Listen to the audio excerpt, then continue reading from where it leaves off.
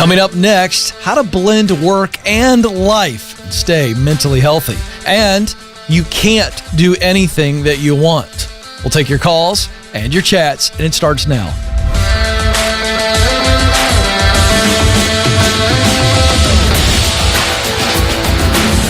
I'm coming to you live from Ramsey Studios in Nashville, and you are joining a conversation about who you are, what you were created to do, where you want to do it, and how to get there. It is about you because you were created to contribute. So you don't just work to live. You were created to work, so you should live to work. Now, am I espousing and promoting being a workaholic? No. But I am promoting this idea that all of us long to do something that matters deeply to us, to help others. If there's one thing that every human being in the history of the world and everybody that is alive now, we all long to help others. And the idea here is that you can do it through your work and get up on Monday morning and be excited and ready to go and not be miserable just counting down quitting time on Friday. You were created to fill a unique role. You are needed. You must do it. This is about selfless ambition. Somebody out there needs you to show up. So I want to help you get clear so that you can get qualified. Get connected so you can get started. Get promoted so you can get the dream job so that you can give yourself away. Those are the 7 stages. That's the journey, the climb up to your pinnacle of purpose. 844-747-2577 is the number. 844-747-2577. Submit your chat questions now to the chat room, and we will get to those. And those are coming into my computer now, so go ahead and fire those away and give us a like and subscribe and share if you would. So how do you blend work and life without losing your mind? Interesting article on Forbes.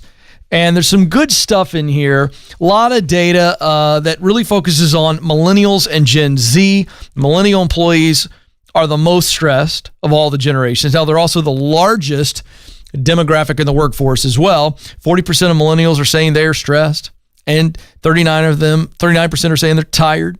36%, I can't talk today, Joe. 36% say they are burned out. Gen Z, which is the generation below millennials, are the most likely to feel mentally unwell, 42%. So there's just always going to be a natural tension between thinking and feeling well and work. There's just a natural stress because it is all about performance at work. And that performance has a direct connection to our livelihood. So, of course, we're talking about high pressure. And when there's pressure, there's going to be stress.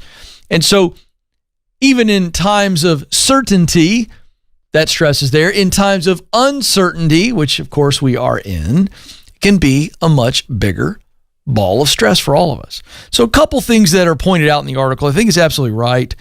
MetLife Meredith Ryan Reed, she's the head of financial wellness and engagement, gives some advice in the article, and I think it's really good. Number one, boundaries are important. It's very important that you learn how to turn work off and take time to recreate, to reset yourself, your mind, and your heart. The second thing is, what can you do tactically here beyond turning things off? Staying organized in your professional and personal life. Now, I'm not a naturally organized person. Okay, so there are levels of this. But the idea here is, do you have a thoughtful daily checklist? I thought that was a really good suggestion. What are the most important things that I need to accomplish in my personal life and work life today? You are a multi-dimensional person. You've got personal relationships. You've got professional responsibilities. And so the idea here is make sure that you're planning out your day. Focus on the main things. Don't try to focus on everything, just the main things. That one little adjustment mentally, focusing on the main things, not everything, will reduce your self-induced pressure and the stress that comes with it. 844-747-2577. 844-747-2577 is the number. Stephanie's going to start us off in Cleveland, Ohio. Stephanie, you're on the Ken Coleman Show. Hi, Ken. How are you? Stephanie, I am living the dream, and you sound like you are on fire. I'm so excited to talk with you. Well, good. I am excited to talk to you. This is awesome. What's going on? How can I help today? Well, I feel like I'm in a crossroad. I'm going to be 48 this month, and I taught for 20 years. We moved towards Cleveland, and because of my husband's job, and I'm at a place right now where I kind of left my teaching job because I felt like it was the right thing to do, leaving the location, and had couple different side jobs because I love to work. Very motivated, but I don't have to work full time. And most recently, we fostered children for 10 months. Mm-hmm. And when the whole pandemic thing began, they ended up going back home. Mm-hmm. So that did not end in an adoption for us or anything like that. And we understand how that works. So I think most recently in this waiting time, I'm just kind of thinking, where do I want my life to go? I like to work. We've always wanted to have kids, but we haven't been able to have our own kids. So I have all these kind of questions running around in my mind of, what should I do next? I took a job curbside shopping at Giant Eagle just to kind of be productive and helpful to society when the kids went back home. So I'm just kind of at this crossroads of how do I move forward with being clear and focused and having a plan, which I love having a plan, but I don't have that right now. Well, but here's the thing. You called, so let's get clear. I think you're clearer than you think you are. I think if I had to guess, you're either in stage 2, get qualified, or stage 3, get connected. You might actually be on the precipice of stepping into stage 4, which is get started. I don't know. We're going to find out. Okay. But here's the good news. You don't have to work, so there's no pressure on you. So my first thought when you said, Ken, how do I move forward? My first thought was you need to try a bunch of things on purpose. Okay. Because there's no pressure on you to land a gig that pays you, so you can sample, you can test some ideas. So let's just get right down to it. A person who is clear knows what they do best. Do you know what you do best? You know your talents? I do know some of my talents, yes. Okay. Do you know what kind of work you absolutely love to do? You've got a lot of experience. Do you know what kind of work would just fire you up if you did it all day, every day? Not really. I mean, I'm not undermining teaching. It's absolutely valuable. My mom kind of pushed me into it, and I was able to do it. And I work very well with kids. I just, for 20 years, didn't have that passion in there. Okay, so excitement. What would you love to do? What would make you excited if we just gave it to you tomorrow and you got to try it? What kind of work would you just love to do? Think of a task, a role that you love, you look forward to. What is it? Well, I guess that's where I feel like I'm good at lots of little things, like recently, I mean, I love shopping, love helping people, so I've been a curbside shopper, but that's not where I want to go. There's nothing with that. I know, but Stephanie, there's something in your heart right now. You're trying to qualify some stuff right now. I don't want you to qualify anything. I want you to just turn your brain off for about 2 minutes, and I want you to answer with your heart. If I could pay you to do something tomorrow that would make your heart sing, what would it be? I got an idea. Don't answer the question yet. We're going to move over to mission. Okay. So I like to help and get clear. We're looking at talent, passion, mission. Talent's what you do best, your abilities and your qualities. You know those. Passion is the actual work itself, but mission is the result of the work.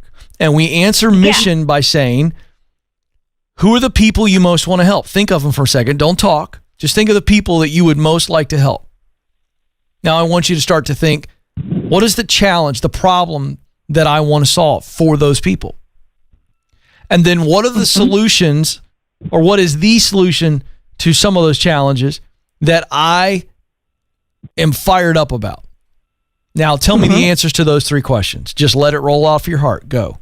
Okay, I hope I remember the questions. Who do you most want to help? Who are the people you most want to help? People who want help. Yeah, be more specific. People who have, like, maybe health issues, or to be honest with you, I gave a great amount of help to our kids' foster parents, like a significant amount of help of supporting them to helping them where they need to get. And slightly, I am still doing that. In their health? In their health or their finances? I think we've helped them with food, not necessarily with health, probably emotional health support in that area. Yeah. Okay. What would you do? I've tried to get you to answer. Let's take one more stab, and then if we can't get it, that's okay. I'm going to give you homework. You can call back. But I want you to stop thinking. I think you're thinking so hard right now. Am I right? Yeah. Yeah. I don't want you to think. I want you to feel. What would you do tomorrow, Stephanie, if I gave you a nice chunk of change and I said, you get to try this for 6 months. You cannot fail. There's no way you would fail. What would you do tomorrow? I think I might try counseling. All right. Now, who would you counsel? Would it be couples? Would it be individuals? Would they be dealing with substance abuse? Would they be dealing with relationship abuse? Would they be dealing with marriage problems? Who are the people you'd most love to counsel? And it's okay if it's 3 or 4. Give it to me. Probably kids. Yeah, that's what I thought. I was waiting for you to get back to this kid thing. There's a massive clue for you inside of your desire to foster kids. Mm-hmm. So your homework assignment is to answer the 3 questions I gave you earlier, okay? And I want you to spend some time with this, and then I want you to go get some feedback from people who know you really, really well. You've got to have some feedback to get your confidence up on your answers. Who are the people you most want to help? I think the answer is kids. What is the problem that they have that you want to solve? Or what are the problems you want to solve? Is it that they don't have a forever home? Is it that they've come from verbal, substance, whatever abuse? I don't know. You know. And then what are the solutions to their problems that you can get fired up about? You just said counseling. So counseling is the work that you love. That's passion that produces a result that matters to you, and that's health. On the other side of counseling is health and freedom. I think that's your answer, but spend more time with that. Answer those questions. And then once you know the answer to those 3 questions, now you can start focusing on getting qualified. What is it going to take for me? What do I need to learn and do to become a counselor, or whatever the other profession is? How much is that going to cost me based on my financial reality? How long is that going to take? And then Stephanie, you're ready to go. Let's go next to Matt in San Antonio, Texas. Matt, you're on the Ken Coleman Show. Hey, Ken. How are you doing today? Matt, I'm living the dream. What's going on? Good. Hey, just wanted to get your thoughts and feedback. I'm basically navigating a transition off and out of a small company where I'm the only person that fulfills my actual role. To set it up a little bit for you as well, I know that I'm not in the right spot. I've taken the quiz. I know that. And I've been eyeing the opportunity of applying at different positions. For background, I'm a CPA. I do all the finance, accounting, all of that stuff for a small private investment company. And so for me, it's a hesitation towards putting out applications because of my concern that if I were to get an offer and I have basically 2 weeks to turn around, that puts them in a really tough position. And I've been with them for 5 years, so I have a certain sense of loyalty, but I also know I can't have my cake and eat it too by way of saying, hey, I'm looking to get out of here, let me find my replacement, so on and so forth, and then kind of transition in a longer than 2 week span of time. So I'm just kind of wondering if that kind of transparency would be a shot in the foot, or how to navigate that. What would happen to the company if you had some type of physical ailment today that knocked you out and you couldn't work? It would definitely be a bit of a scatter. I've been working recently on kind of my hit by the bus protocol and trying to document and take videos and everything of what I'm doing in case something like that happens, which sounds like could be an answer that you're getting to. Well, that's where I'm going. Okay. So I just wanted to help your brain simplify this. This is not difficult. I appreciate the question because you're a good dude, but don't overthink this. So what needs to happen? What needs to be true so that when you leave, they're not in a bad spot. So you've already started the process. It is the answer to, if I get hit by a bus, what would they need to do? What would they need to know? And so go ahead and start doing that and get them in a position that when you get to a point where you come in and you announce your resignation and they freak out, you go, no reason to freak out. I've been working on this for months and months and months because I know that there's a different part of my chapter that needs to be written, and I've got you in good place. Now, I can stay on for 30 days or I can do a 2-week. I've set you up to where I can get you guys build a bridge for you until you find my replacement. But I think you just replace yourself ahead of time so that it's not, and then just acknowledge one thing. While you're very valuable to them, I don't question that. And I don't think for 1 second, Matt, that you are asking this question from a place of arrogance or self-importance. I don't feel that. However, if something bad were to happen to you today, they'd figure out a way. Okay? But you're going to go above and beyond that, and you're going to get them ready. Okay? So that even if it took them a couple months to find your replacement, you've got things in place where they could get a contractor to come in and do some things or whatever, because you set up this really flawless operating system, procedures. This is the way we do it. And you set yourself up to be replaced. Set yourself up to be replaced, and then go find your thing and move on. That's all you got to do. You're a good man, Matt. A really good man.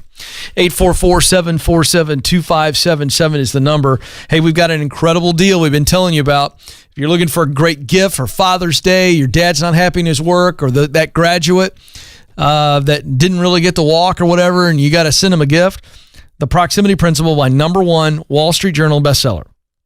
We've got all 3 versions. The hard copy that will stick an autograph in there for you. I'll actually sign it. And we do the ebook and the audiobook, all 3 formats for $25. That's a savings of over $35. This is the step-by-step plan that will get you to the career, the work that you love. 844-747-2577. All of those formats, the bundle, kencoleman.com/store, kencoleman.com/store. Rachel writes in, hey, Ken, my husband is looking for job opportunities at other companies, but many companies have had hiring freezes put in place.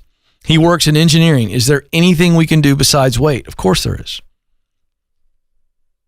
Now, sometimes we need to understand that we can be acting and waiting at the same time. We're acting and then we're waiting. But we never just put ourselves in a position of waiting only. We want to be acting and waiting, acting and waiting, acting and waiting. And then that's how we get into a mindset and then actual actions that produce opportunities. So he knows what he wants to do.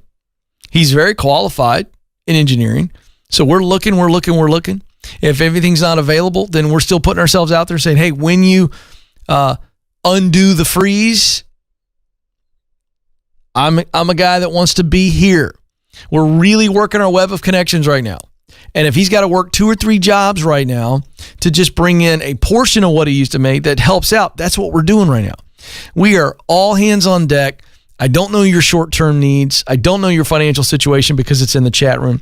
But yes, you always need to be acting and knowing that as we're acting, there's always going to be some waiting. But keep acting. We don't just sit and wait for somebody to tap us on the shoulder. It never works that way, ever. Avocado Queen writes in, Ken, how do you get over paranoia and worry about getting laid off or fired? You've got to focus on the facts.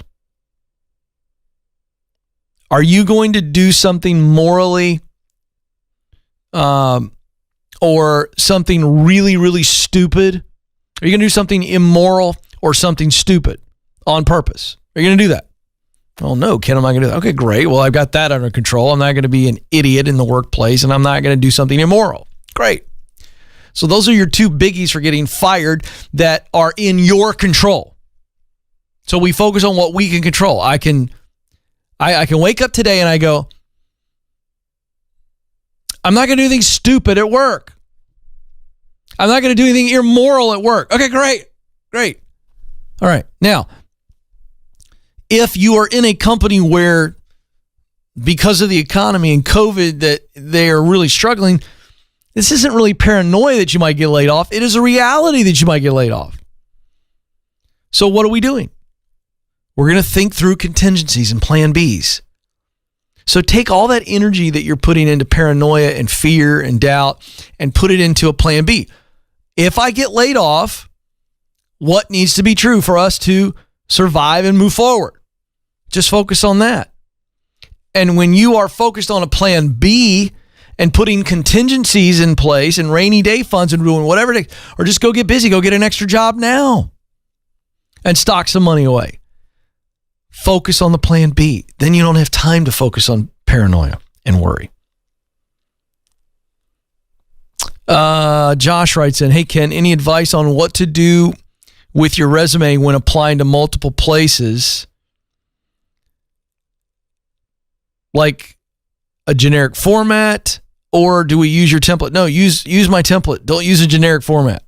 If you're applying at multiple places, you're applying at multiple places. I'm not sure I understand the question, but use the Ken Coleman Show resume guide and the template. And if you're applying at multiple places, then the resume looks the same. Maybe you tweak it as it's needed to be customized. But yeah, no, I don't like generic formats. Generic formats get glossed over.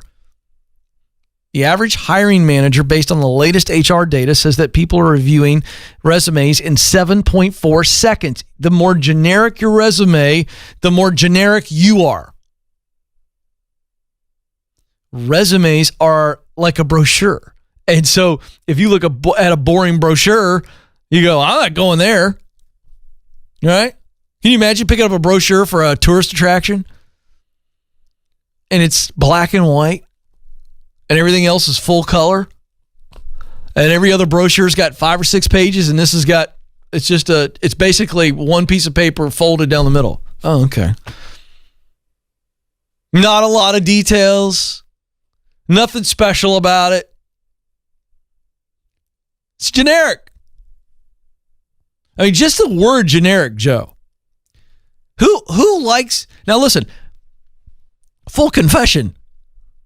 When I go to the grocery store, Joe, I know you're this way. On certain items. Correct me if I'm wrong. Okay. Brand name product, generic product. Which one are you choosing? Hello, Mr. Brand Name. Really? Yeah. Every time? Most. Not me. I'll tell you this. When it comes to medicines, right? So let's say you've got your Tylenol or Vicks or whatever it is, and then I got the Kroger brand, which is the store I frequent. Madison, are you with me? I'm going Kroger brand. Absolutely, and I'm saving money. Yeah, and it's the exact same thing, same ingredients. Joe, I must tell you, I'm shocked. I thought you were going to be the generic brand guy. Nope. That's the only time generic is good, is my point. You're wondering where I was going with that? Mm-hmm. That's the only time generic's good. When it saves you $1 or $2 and it's the same ingredients. But a generic resume, that's not good. You want to be a standout. Madison, you look like you have something to say. I was just going to say Joe's bougie. He doesn't even know what bougie means. Let me look that up. How do you spell bougie? I hear all the youngsters say that. How do you spell bougie? Ooh, it varies. It varies. Yeah, I don't know. I don't know how to spell it. Boujie. I go Bougee. Bougie. That's what I would have done. Mm-hmm. There are a lot of young people that are watching the show right now, and they're all laughing because I'm 45 and they know Joe's in his 50s. Talking about bougie. And there's a young lady out here right now. This is great. We have a case scenario. We have a couple that walked up. They're probably my age.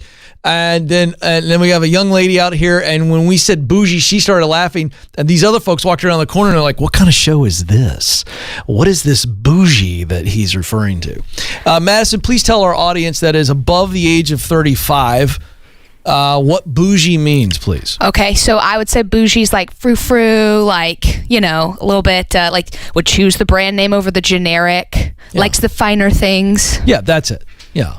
Very impressive. Are we talking about toilet paper or what here? Joe, please. Okay. No, we're not going to talk about toilet paper. And we're off the rails. Yeah, and we're going to get back to the show, having a little bit of fun, and then Joe takes us to toilet paper and his personal shopping needs. 844-747-2577 is the number. All right, before we get back to the phones, I teased this at the top of the program. I'm about ready to bust a really popular myth. A global myth. You ready? Joe, I'm about ready to step all over some people's toes. Let's do it. There is this colloquial phrase that's been around forever, and it's meant from a good place. It comes from a good place. And people say this. Parents say this. Grandparents say this. Teachers say this. Hey, sweetheart, you can do whatever you want. Just put your mind to it. Sound familiar, Joe? And let me bust the myth. I'm about ready to pop some massive balloons right now. You cannot do anything you want. I'm going to let that sit for a moment because I'm freaking some people out. Now, Ken, I thought you were positive. I am positive that you cannot do anything that you want. How do I know this? Because if you don't have the talent to do what it is you want to do, guess what? You cannot do it. Let me pick on myself. My favorite sport is basketball. I'm a basketball fanatic. My dad used to say that I was born with a basketball in my hands. I love the game. I love the game. Okay? I was a decent point guard. Okay? Decent. I have average, maybe a slight bit above average athletic skills, except for the fact that I am 5'8" and I can barely jump over paper.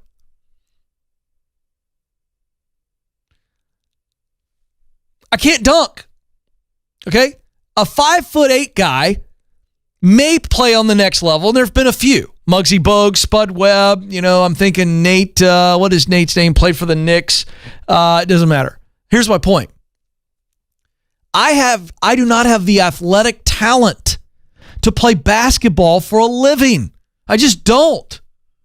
I could play in my small high school team, but I can't play anywhere else. I don't have the talent. I can't touch the rim. I'm not exceptionally fast. I just don't have it. Doesn't make me less of a person, but I love the game of basketball. But I can sit here and tell you with great confidence that all I wanted to do when I was 14, 15, 16, 17 years of age is dunk. I bought those ridiculous shoes that had like a platform on the toe, and the idea they sold these things saying that if you walk on this crazy tennis shoe, it will strengthen your calf muscles to the point that you can dunk. Now, the problem is I don't have fast twitch muscles. Go do your homework on fast twitch muscles. I don't have them. I can't jump. So here's the deal. I could try and set my mind to it. I will never dunk a basketball absent of a trampoline. Now, I'm making a ridiculous point, but the point still stands.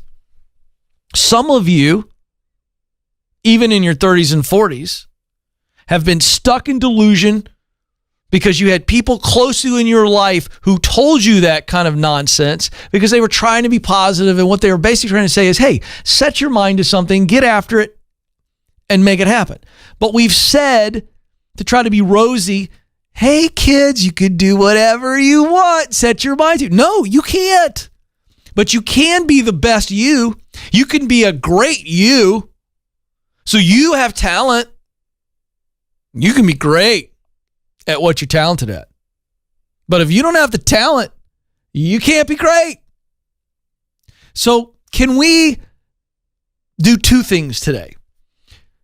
I'm going to have a little bit of fun here with this, but let's get real serious for a moment. You adults out there who are striving and desiring to do something that you, in your heart of hearts, kind of know that you don't have the talent to do, can you just have enough courage to get clear about who you are and get self-aware and go, hey, I actually do have talents. Things that I'm like an 8, 9, and 10. And if I apply myself, I can be a great me. But this is about you being you. It's that simple. And then for a moment, parents and grandparents and teachers and coaches, can we shoot young people straight? And when a young person is on a path to delusion and eventually frustration, can we say, hey, I know you want to be first chair in the trumpet section, but you're not first chair. You're second chair at most, but you could be really, really great in our orchestra if you fill this role. You're going to set this kid free. You're going to teach them a lesson that will stay with them the rest of their life. So this is why I teach getting clear. What do you do best? What do you love to do most? And what results matter most? And this idea that you could be all about a mission and have a passion, but if you don't have the talent, I got news for you. You are setting yourself up for frustration, which will eventually lead to desperation. You can't do anything you want, but you can do what you're naturally good at. You can do it in a great way. Let's focus on that. Be you. Sing your song, not somebody else's song. Little musical reference, Joe. People don't know I played trumpet for 5 years. Yeah. By the way, I was the second chair guy. Did not have what it took to make it to first chair. Second's still good. Thanks, Joe. You're very kind. I just didn't have it. All right. Bottom line is this. There's a note called Be Natural. That's the note we should all be singing. That's what we ought to be doing. Just be you. Be the best version of you. So there you go. And for heaven's sakes, grandparents and parents, can we stop spreading this insidious nonsense? You can be whatever you want to be. No, you can't. But Ken, we don't want to hurt the little kids' feelings. You don't have to hurt their feelings. Just teach them. Teach them that they were created with talent. Help them figure what that is, and then help them hone it. They're going to feel great about themselves, by the way. You want to make a kid feel great? Teach them how to be great. Somebody ought to write that down. 844-747-2577. Let's go to Omaha, Nebraska. Brock is there. Brock, you're on the Ken Coleman Show. Hi, Ken. Thank you for taking my call. You bet. What's up, man? Well, this is actually my second time calling, second time on the show. All right. They told me to call back if I had any more questions. Okay. So that's exactly what I'm doing.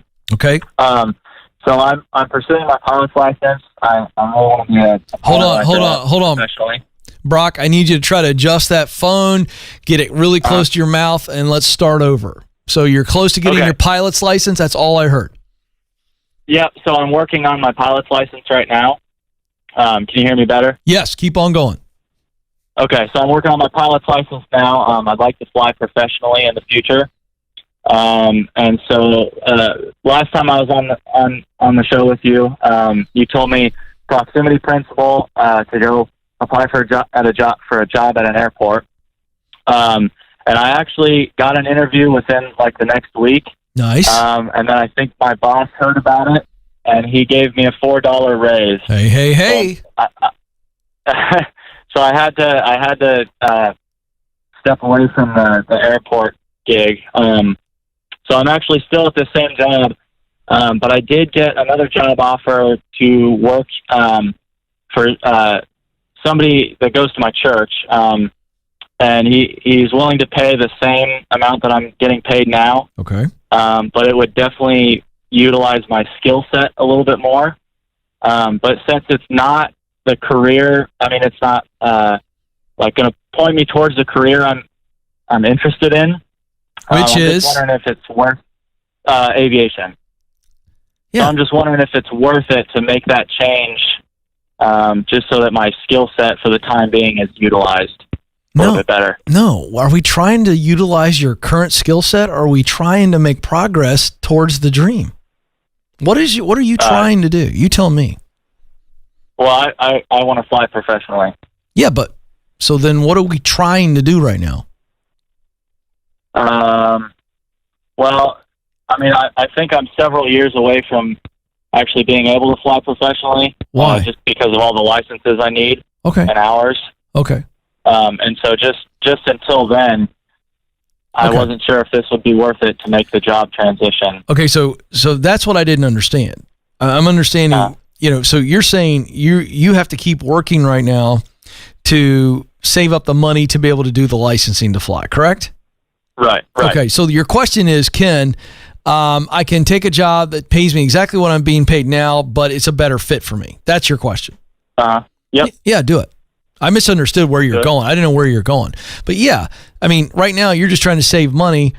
And ideally you could get a job making the same amount of money in aviation, because that's what I told you to do, because that's going to be best for your connections, and you've tried.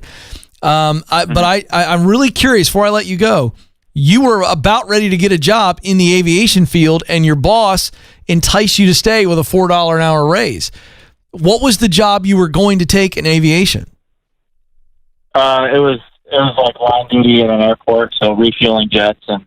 Well, would that have, I understand that wouldn't have paid you as much, but would that have helped you make more connections? Would that have put you further down the path than if you just stay working outside of the aviation industry until you save up the money to actually fly?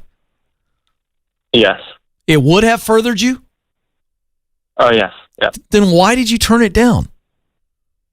I don't know. I think $4 an hour more sounded really, really good, but. Yeah, but see, now I'm not getting on you.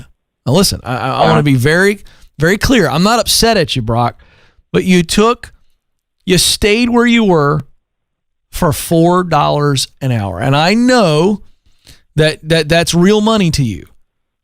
But you just told me and everybody else listening and watching that had you taken the aviation job, it would have furthered your career. And you said no to it for $4 an hour. So here's your exercise. Yeah. I want you to run those numbers when I put you on hold. In fact, I'm going to put you on hold now. And I want you to run the numbers. Just run the numbers. How much more take home, not gross, how much more take home are you going to make as a result of that decision? Now, I want you to look at that number. And I want you to get a piece of paper out. I want you to write that number down. This is how much more money I'm bringing home each month. Okay? And then I want you to draw a line down the middle of the page, and on the other side of the page, I want you to write down as specifically as you can the benefits of taking that job at the airport that you are now not getting. I just want you to write them down. How would taking that job at the airport, what were the benefits for you in forwarding you faster, further in the career you want? I want you to look at that. I really want you to just sit there and go, okay, I'm making this much more money, but these are the things that I forfeited. I want you to look at that. Well, let me just say, at the end of that exercise, if it was still better to take the more money because it's going to help you save up money faster to be able to just get the pilot's license, great. Then that's the right decision. But if you weigh this out and it wasn't the right decision to take more money, I think you got to make a change. You're young enough to be able to do it. And when I'm single and when I'm young and I have more freedom, I don't have people, a wife or kids relying on me, and that's you, I'm going to sacrifice financially to move forward professionally. The money will come. So that would be my take. Do the exercise. I'm not saying it's one way or the other. I think that's actually the homework you need to do, and I think you're going to get clarity. Thanks for calling. 844-747-2577 is the number. We're here every day. Hey, our time's almost up, but before I go, you matter, and you do have what it takes. Thanks for joining us. Until next time, this is the Ken Coleman Show. Press on.